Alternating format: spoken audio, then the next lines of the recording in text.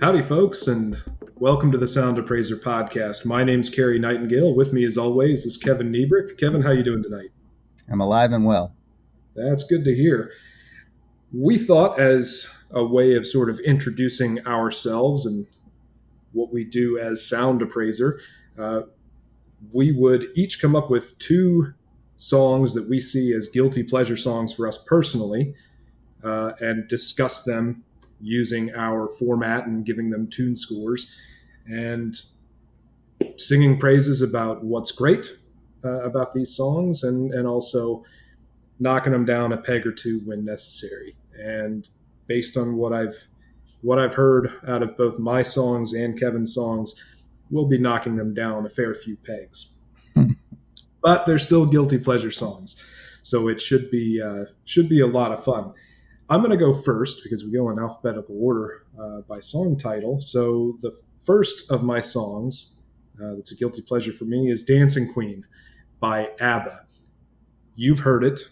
So Dancing Queen is a vibrant, shimmering pop track by ABBA, a Swedish band from the 70s, so you can feel that disco beat.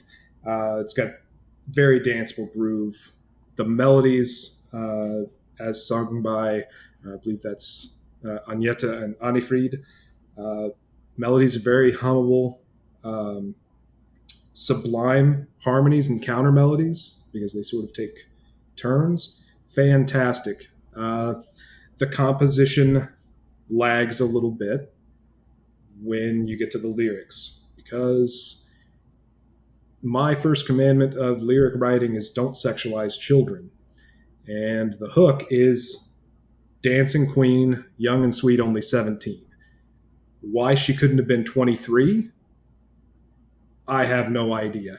I think that would have probably aged the song a little bit better. I know. I think that would have aged the song a little bit better. But in defense of the song, so it gets a very low score on lyrics from me there, 1 out of 10, because at least they're in English, I suppose.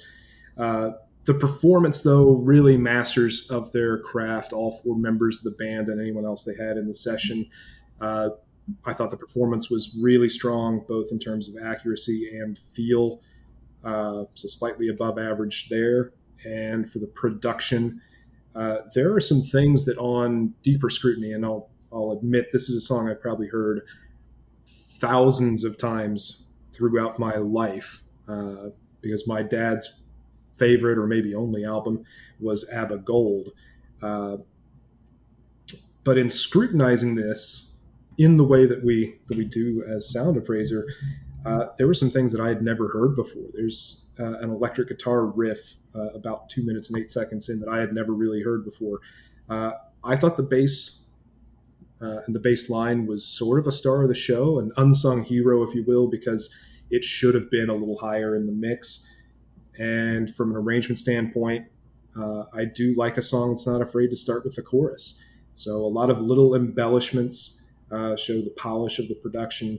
And as far as the appeal of the song, a little bit above average for emotion and repeat listenability, because this song is so close to me because I have heard it so long and so many times. It's tied to a good memory too, right? You driving around in the car with your dad. Yeah, and frankly, that's when I would say this song is best listened to. And this is maybe a little bit more personal than how I would usually describe the best listened to part for a lot of songs. But Dancing Queen is best listened to because you're stuck in the back of the family Suburban, cruising around a vast wastes of a vacation, and your dad's favorite album is ABBA Gold, or you just want to recapture that feeling. So that's Dancing Queen to me. I don't like that it's sort of targeted towards kids. The production is far too mature. And I noticed, we don't really rate videos here for SoundAppraiser, but there were kids on the dance floor in the video. That's something that irks me quite a bit. But that's my defense of one of my guilty pleasure songs. Kevin, please prosecute. Tear it apart. All right. So our scores actually for these are pretty close, which is interesting to me. I think we're getting a little bit tighter on our rating system here. I also thought the melody was nice and high. Um, the harmony as well. I could hear it. It was great. The lyrics, yeah, I took it down. I gave it one extra point. I gave it about five, middle of the road. Gave it an extra point for one clever lyric that I appreciated. And then the rhythm, middle of the road. Uh, kind of a boring, very fitting disco beat, but not really very interesting at all. Um, so the song starts with a chorus, which I thought was weird, but it adds this weird timeless quality to it. So you get the sense of like, how long has this song been going on? Like, how long have we been listening to this? It could have started in the middle somewhere. You're like, when did this song come on? It's just going. It's just always been going on. We've always lived here. Um, this song is telling you. So it's a little bit. The lyrics are a little cringy. I would say, like, at the time they were written, is probably a beautiful song of freedom, celebrating a feeling, and just celebrating dancing. Um, but they don't hold up over time. I don't know what the age of consent was back in the day, but it's probably a little bit older now. And it also kind of comes across, if you read the lyrics a little deeper, kind of comes off as a little creepy. It's telling you why you're here as a young woman, what you're looking for, and how to act, which is kind of creepy, almost cultish. I imagine that that was not the intent of the song. I think it just kind of aged poorly over time. It's been a long time since this song was written. Um, there was one clever lyric that I liked. The night is young and the music is high, and they really vocalize and emphasize high because at the time, drugs were illegal, and it was kind of tongue in cheek to talk about getting high. So I thought that was cute, and I thought it was kind of funny. Um, Performance, I also rated very highly, and production as well. I think it was well produced. Um, for me, the appeal is not so much. I feel like emotion missed the mark with me. I'm not their intended audience. I don't think they had me in mind when they were writing this song. And I don't know much about Europop or disco, so I don't think that I'm a good judge of whether or not this is a great song. But as far as emotion, innovation, and repeat listenability, emotion got about 12 out of 16. Innovation, very middle of the road, too. Nothing particularly innovative that I could tell. Again, I don't know much about Europop or disco. And repeat listenability, I just gave it middle of the road 8. I might not turn it off if I came across it, but I might skip it if I don't want to hear it that day. So really, um, neither bad nor good. My final score was a 7.0. Cary, I think yours was a 7.3. So I think we were really close on those. Yes, we were, and I think that makes sense. I think we had some differences. You were a little bit higher on composition than I was, and I was obviously uh, much higher on that appeal, that repeat listenability piece. Mhm. Uh, for me, just because of the personal connection to having heard that song so many times in the past. Yeah. But yeah, so that's one of my guilty pleasures, and I'm not even really guilty Yeah, right? from having listened to from liking the song Dancing Queen. When we discussed uh, guilty pleasure songs, how did you put it, Kev? Oh, like you might listen to it on your own, but you probably wouldn't tell all your friends that you listen to it because they might make fun of you. Yeah, And that was so a time and a place too. So like depending on like now, still might be a guilty pleasure, but it just depends on the who you're talking to, I guess. People are going to yep, be fans. everybody's out there to yuck somebody else's yum. We don't do that. That sound appraiser. Don't do that Uh, here. so this one, I my next song is called "Necessary Evil" by Nikki Yanofsky. Uh, Now, this one actually features the term guilty pleasure in the lyrics, and I wasn't thinking about that I when. caught that. I thought that you did that on purpose. I thought it was slick, but No, next time, apparently next time I'll happens take then. credit for that being purposeful. All right, good. So this I would categorize Necessary Evil as a pop song. This one I actually had some pretty mixed feelings about this on deeper scrutiny when it just comes up on my playlist, and it's usually playing through speakers or when I'm distracted and doing something else and I just have music going on in the earbuds. I'm not paying that close attention, particularly to lyrics, the content or message. I'm listening for a good groove and a pretty melody, and I think this one has it in spades.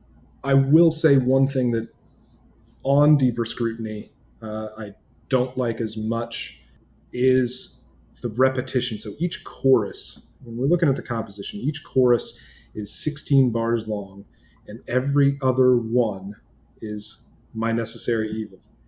So I feel like they couldn't find a rhyme or something else that fits. I mean, there's not much that, you know, rhymes well with evil level, something like that, or even changing to a different scheme. My inherent vice, pay the price, something like that. And I thought there was some consistency in the verses compared to the chorus. Like, who's really the quote unquote bad guy there? Because when I look at this, in the verses, the singer's being trying to be very seductive, but then in the chorus, she's saying you're just a necessary evil. So is she really trying to attract him or just use him? Like, it's just not a really clean uh, theme for me. But overall, the harmony and the melody and the groove kind of boost the composition for me. So got a 2.9 out of 4 for the composition. Uh, as far as the performance, we might differ in our opinion of this, but I really liked the human feel. Like one of the on the I think it was the first clip that I just played, where she's singing "Loaded Gun" and holds that high note. Like it may have wavered just a little bit or been just a little bit flat, uh, but I like that because it's just enough so that you know that it's a human and not just some sassy fembot. And as far as the production, I think a lot of work went into the mix and especially the vocal layering. The arrangement is strong. It's fine. Now, as far as the appeal goes, I can really hear the emotion, especially in Nikki Yanofsky's voice. Uh, so that was about three-quarter credit there, 1.2 out of 1.6. I don't think this was a very innovative song, and that's okay. It doesn't have to be innovative. It doesn't have to break the mold. Songs just need to sound good for what they are. And repeat listenability, I think all of these songs we're going to rate, our own songs that are our own guilty pleasures pretty highly. This one was a 1.3 out of 1.6 for me, for a total score of 7.4 out of 10. And I would say that this one is probably best listened to when you want your daily entree of mildly sexualized, completely disposable pop trash served with a side of serious jazz vocal chops. Kevin, tell me why I'm wrong. Okay. No, I think we were closer on this one, in fact, than the last one. I rated it pretty highly. As far as the composition goes, I thought it had a really strong melody. Um, I thought the lyrics were paced very well, and I thought they had an excellent cadence. I thought they were kind of throwaway for the most part. Um, Mhm. I really didn't like that one line that you highlighted, that second clip you played. Dangerous Dangerous like a like loaded a gun. loaded gun. For whatever reason, it just irked me that it didn't sound very eloquent or revealing or something. For whatever reason, didn't like it. And it's at the end of a stanza, which is a very important part, a very important placement for lyrics. You want Yeah. something that's going to be strong right there. And I thought that was kind of a weak ending to that stanza. Um, Yeah. And I should mention, too, that my second commandment of lyric writing is don't fetishize guns. But I feel like since she's saying she's dangerous like a loaded one, maybe not so bad. You have to write out all these lyrics, all these rules of yours. I gotta make sure I'm I not could just missing be any making of it them. up as I go along, but it is usually something that I don't care for when reading lyrics as a text. But sorry to That's fair. interrupt. No, that's fair. As far as performance goes, I actually rated her higher than you did. I thought Nikki Yanofsky is a beautiful vocalist. This song does a particularly good job of showcasing her abilities. It was pretty amazing. So I have full marks across the board on that one. Production also very high. The only note that I have is that the shitty, boring electronic drums are way too loud. And I'd be okay with them if they just lowered the volume just a tad. If they weren't so in the forefront, I'd be okay with it. As far as appeal goes, emotion still relatively high. I still feel like it missed the mark, or maybe I'm not, the intended audience. I give it a 1.2 out of 1.6. Innovation, middle of the road, nothing particularly innovative here that I could tell. I give it a 2 or zero point 0.2, excuse me. And then repeat listenability, I gave it about a 1.0. It just kind of missed me a little bit. Didn't feel it. The song itself, I thought the lyrics, the actual words that were being said, I felt they were kind of empty and hollow, a little bit emotionless, but they were delivered with a very emotive performance, and I thought that's kind of why it missed the mark for me. But I wouldn't skip it if it played randomly, but I don't think it would hold up over time. So I rated it about a 1.0 for repeat listenability, a little bit higher than Dancing Queen. Okay. So, how deep did you get into reading through the lyrics on this one, Kev? I read them a couple of times. Did you go looking for any like hidden meanings or anything, Maybe I or did didn't. you just let it go? Is there something deeper that I'm missing? So, I have started to wonder whether she's saying that a person, a sexual partner, is the necessary evil, or is she maybe singing about an inanimate object that she uses for similar gratification?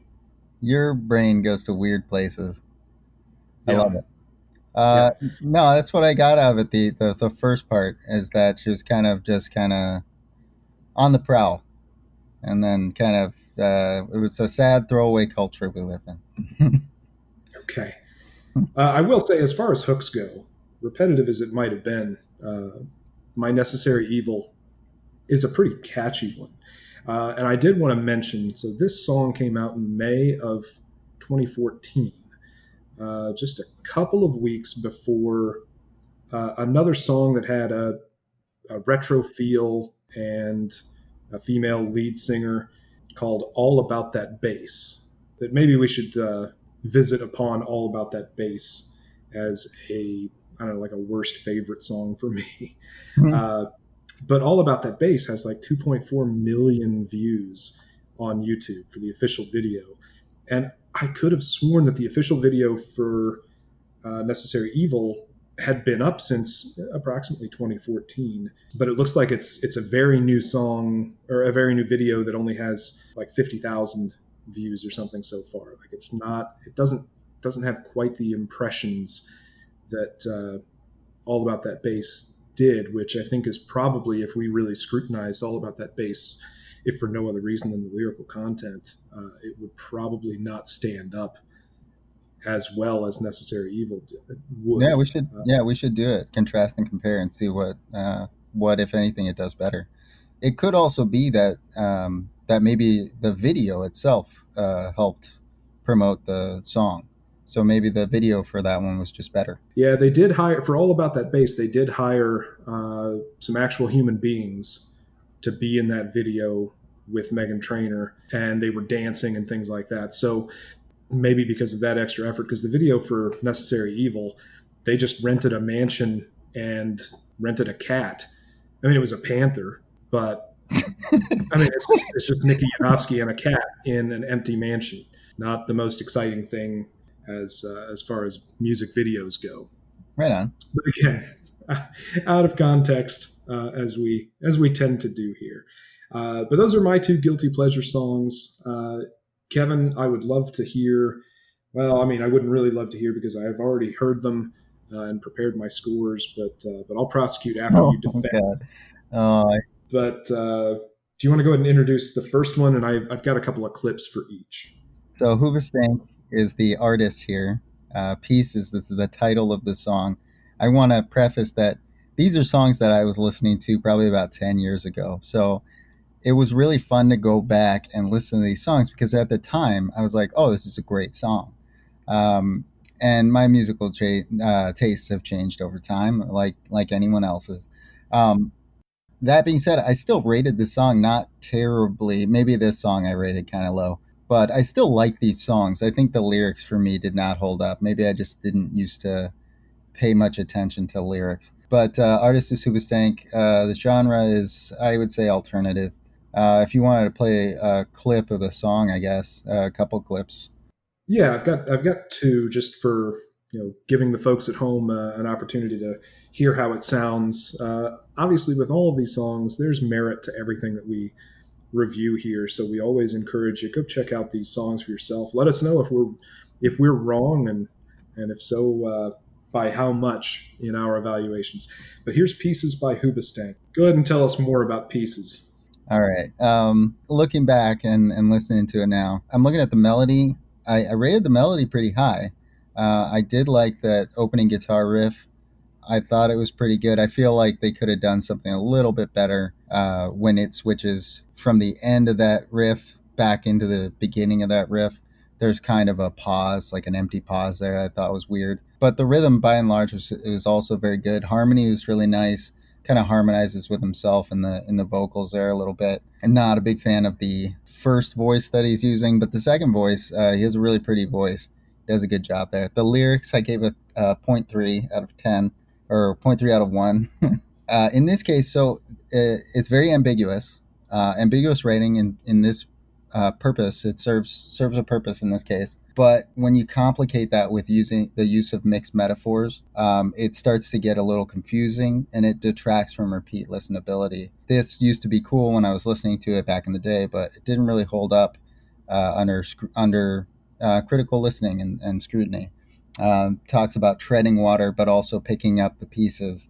Those are two different. That's two different things there. Two different uses of imagery, and together they don't really work, and it's kind of strange. Also, the line, "A lesson that no one could have ever taught."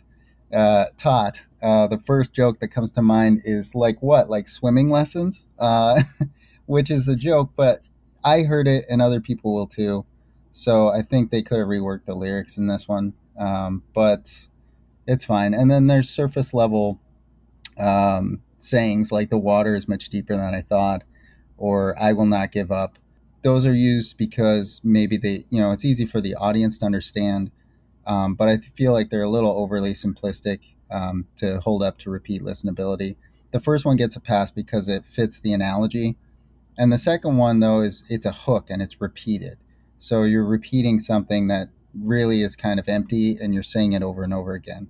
I feel like there's a missed opportunity to they might have reworked the lyrics on this one. The last lyrical criticism I had was that they add a syllable to a word so that it fits the cadence. So they add another syllable to the word finally.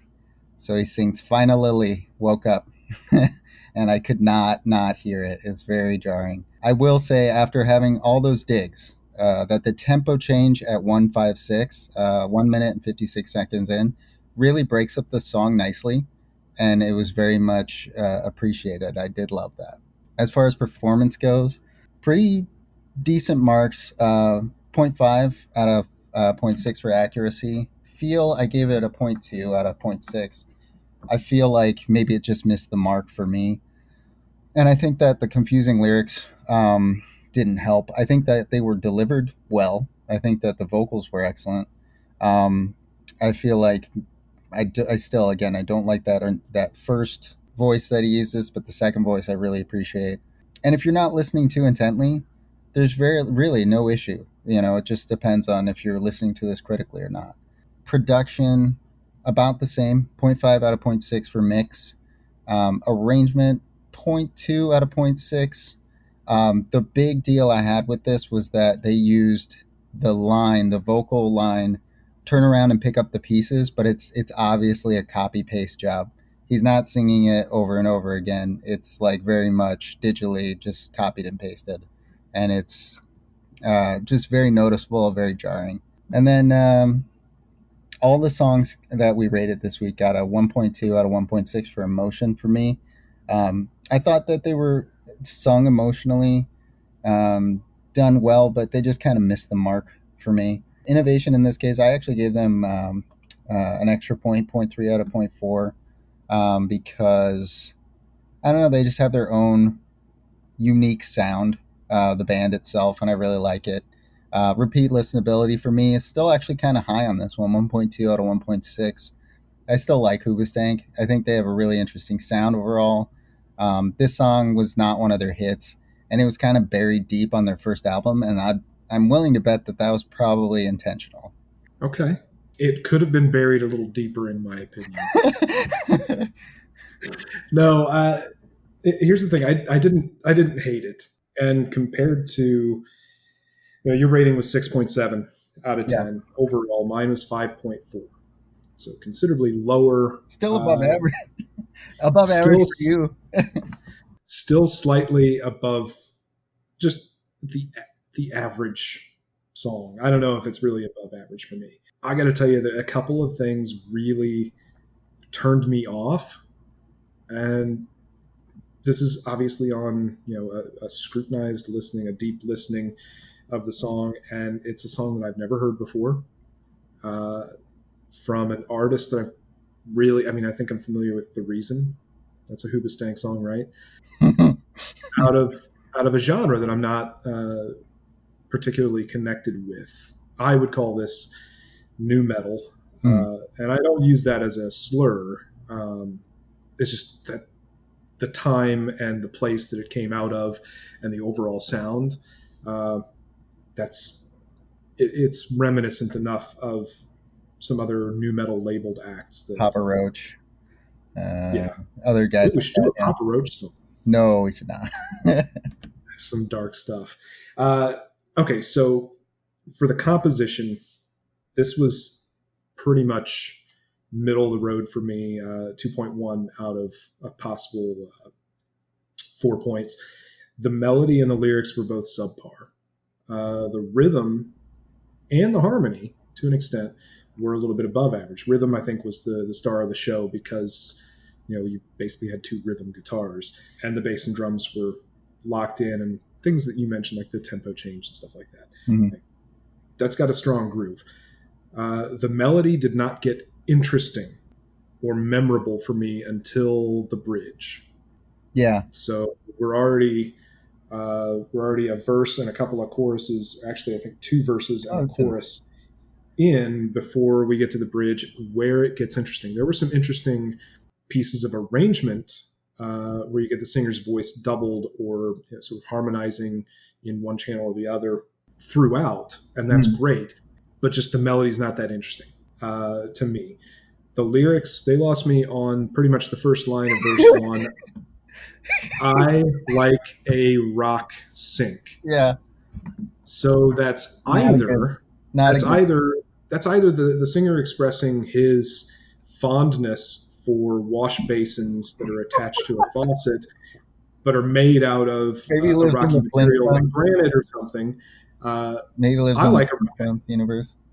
Yeah, like I like a rock sink, uh, granite preferably, or it could be like I comma like a rock comma sink to the depths of whatever. Like if you're gonna be prosaic, fucking be prosaic.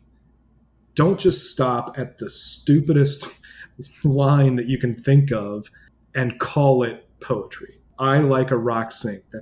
It's stupid, and I could go into a lot more depth about uh, many more of the lyrics. I will say the overall message of self improvement is nice. It's sort of a positive message. That's cool. Uh, is the picture blurry or is it in focus there in verse three? I think the drummer had the most complex parts here and he handled them competently.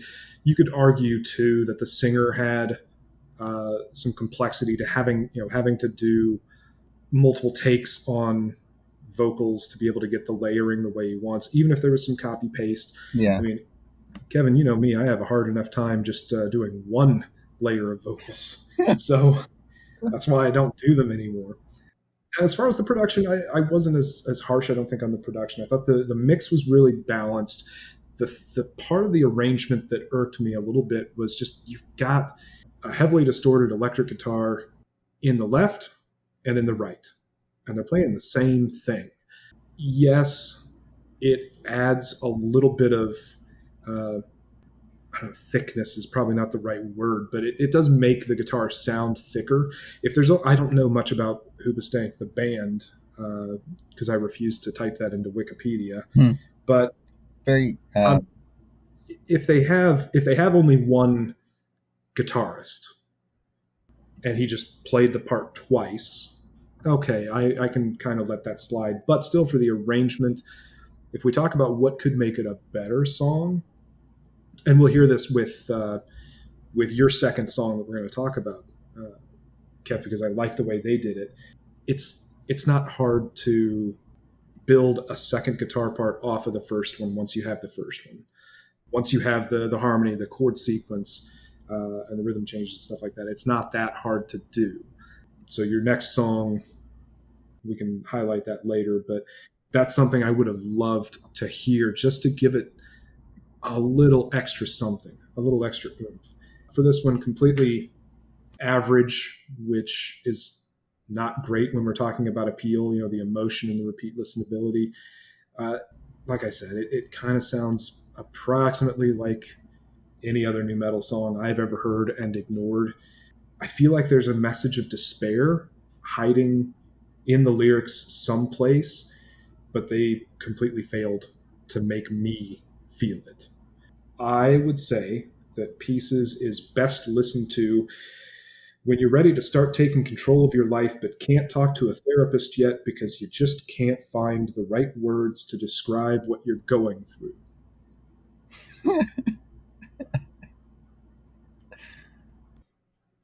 Okay. But that's my take on it. That's fair. Do you want to move on to your second? Well, go ahead. Do you want to move on to your second song? Yeah, let's move on. That's okay. This is "To the End" by My Chemical Romance. Kevin, this is one of your guilty pleasure songs, so go ahead and take us through why you like it or liked it. Yeah, so I'm in college at this point listening to this song back at ASU. My 3 sad semesters, as Ben Folds would put it. And really got into Screamo. Really liked My Chemical Romance. Coheed, I'm going to do a Coheed song at some point but there's just too many to pick from, so I don't know which one to go with. But as far as this one goes, this is one of my favorite songs from them. Still is. Still not a bad song. Ended up with a pretty good rating for me, even after all this time. The things I like about it, let's go over composition. Pretty highly rated across the board. The one low point would be for lyrics. Under further scrutiny, I feel like this one holds up a little bit better than Pieces by Hoobastank.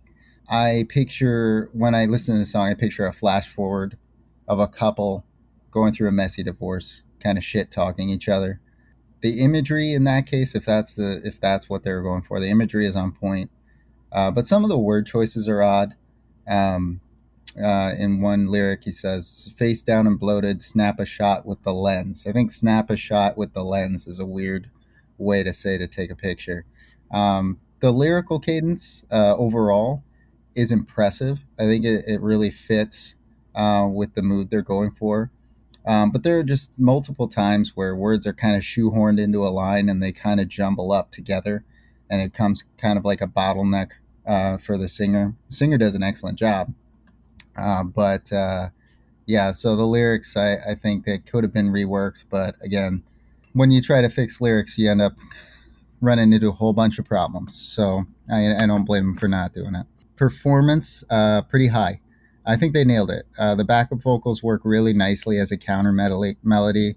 The singer kind of doing backup vocals with himself. The production, the only point that I really took off was that the guitar solo seemed a little flat.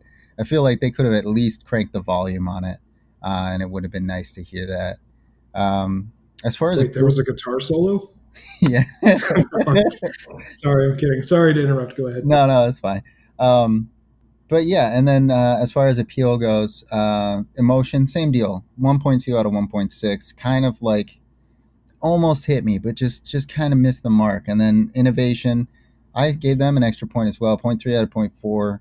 I kind of thought that I just really like these bands because they have a really cool sound. Repeat listenability on this one is still pretty high at 1.3 out of 1.6. I think this one holds up over time just a bit better for me. They have a unique sound. This song itself has, I think, strong composition behind it. The lyrics could be reworked, but I really dig the energy of the piece, and I think they did a tremendous job with it.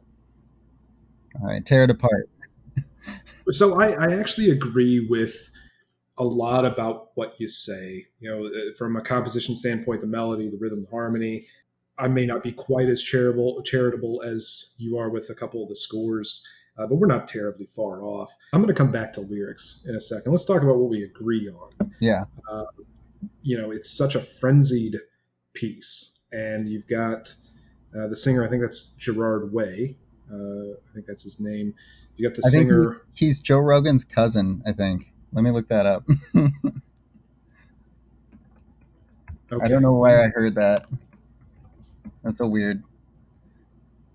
Yeah, Gerard that Way. is Yeah, he's Joe Rogan's cousin. I don't know why I know that. Or Joe Rogan is his cousin. well. The more you know. Uh, so so I thought Gerard Way's vocal delivery throughout. It's a pretty strong melody in that it's pretty memorable. Once you hear that once or twice, like you get that cadence kind of stuck in your head, and then the way the pitch moves along with everything. So great, and I think that his voice is a little bit more emotive, a little better feel to it than the average. And overall, the accompaniment is relatively complex, but it was well played. I would agree with you on the production. I didn't notice that the guitar solo was too low in the mix, but you know I'll take your word for it.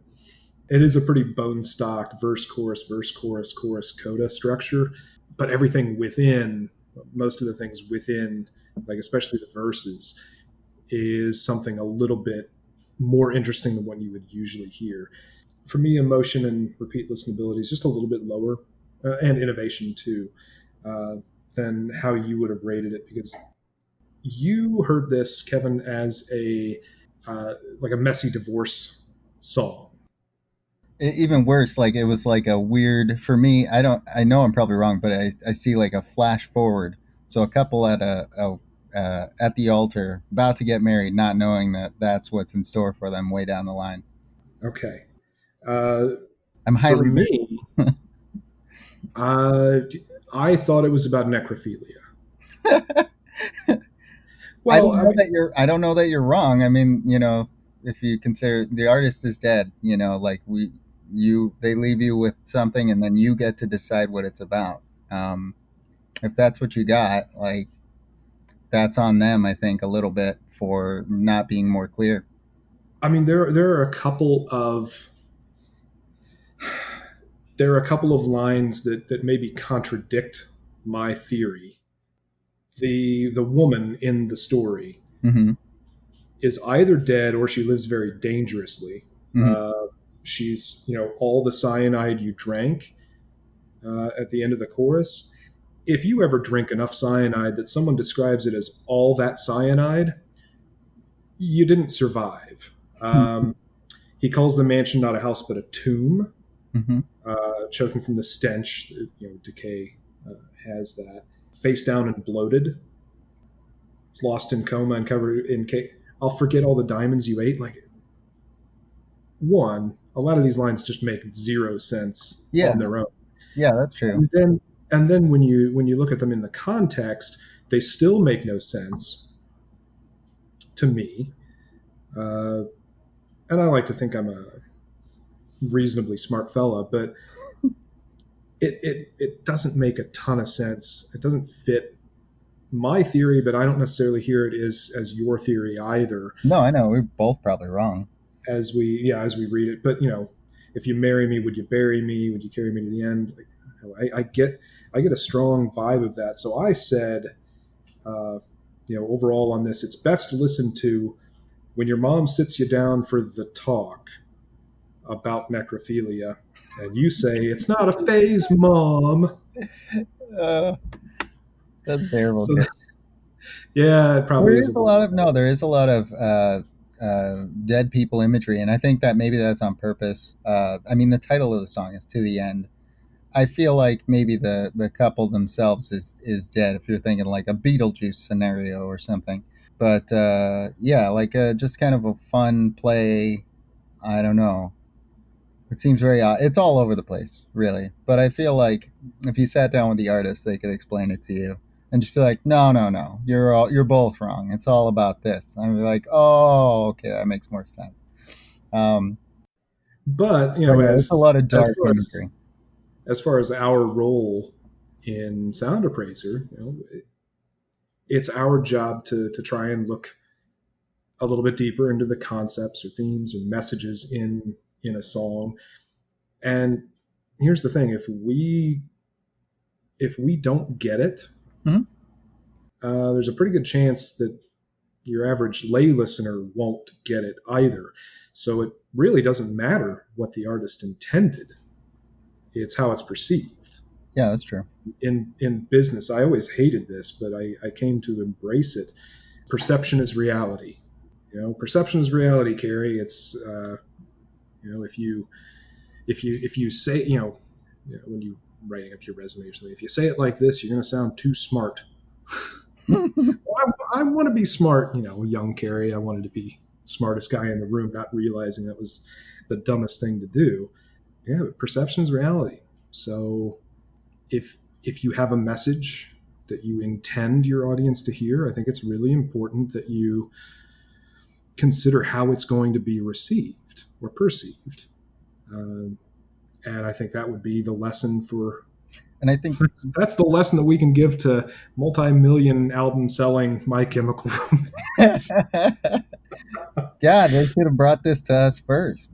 I think that's a good lesson for all of us, for you, for me, for anybody else out there writing songs. Is that if you have a clear message and you really want to get that message across in your song, I think that ambiguity is something that you're going to have to fight against. You're going to have to make it as clear as possible.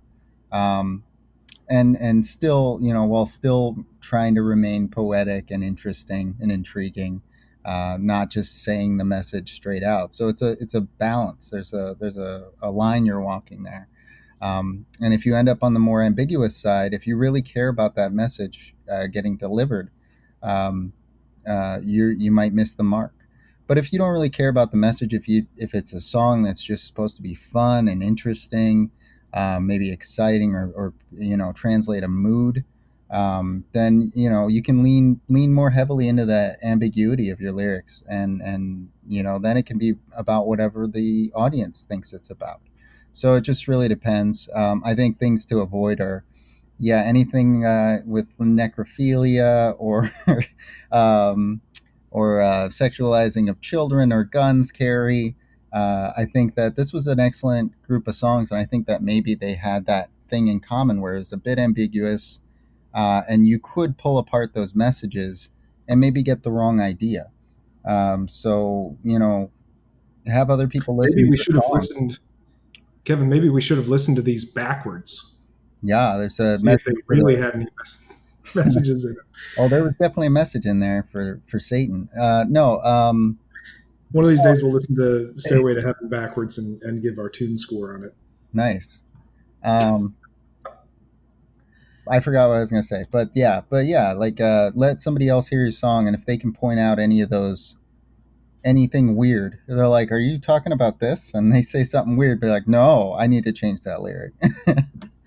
Yeah, I think that's the moral of the story: is either workshop it to make sure that it's perceived as intended, or take the other path.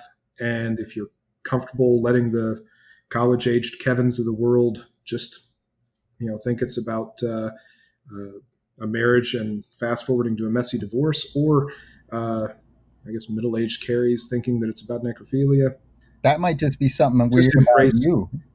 embrace the ambiguity. But I think that's a good lesson for us to end on for tonight. Any other parting shots there, Kev? No, I think this was a good one. This was fun. All right.